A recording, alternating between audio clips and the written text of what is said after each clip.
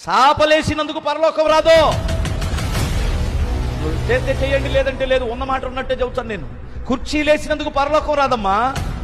తగిన ప్రతిఫలం నీకు నీ పిల్లలకి ఇస్తాడు దేవుడు. దీని విషయంలో పరలోకం రావాలంటే నీ భక్తిని కాపాడుకో, నీ నీతిని కాపాడుకో, నీ పరిశుద్ధతను కాపాడుకో.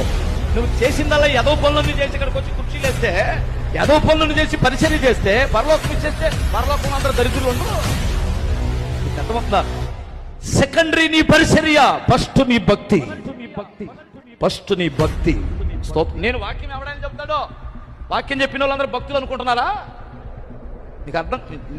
వాక్యం చెప్పిన వాళ్ళ భక్తుడు కాదు.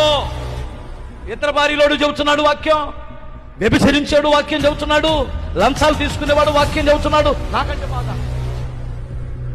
నాకంటే బాగా నేనేం చెప్పగలను వారి ముందు? వారికి ఉన్న థియాలజీ నాకెక్కడే. ప్రేమించడం చేతగానటువంటి వాడు మనిషిని మనిషిగా, తగ్గించుకోవడం చేతగానటువంటి వాడు గర్విష్ఠుడు. వాక్యం చెబుతున్నారు బాగా, సూపర్గా. వాక్యం చెప్పినందుకు నేను పరలోకానికి వెళ్ళను, నాకు ఆ సంగతి తెలుసు. నా ప్రభు నాకు ఇచ్చిన భక్తిని కాపాడుకొనటం వలన నేను కాపాడబడతాను.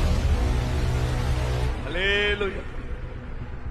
ఎందుకు కాపాడబడతాం? భక్తి, భయభక్తులు కాపాడుకోవాలి కదా. ఎందుకయ్యా నిన్ను ఈ సింహాలు తినలేదంటే, నేను దేవుని యందు భక్తి కలిగి ఉన్నాను కనుక, నేను నిర్దోషిగా ఉన్నాను కనుక నా దేవుడు నన్ను కాపాడాడు.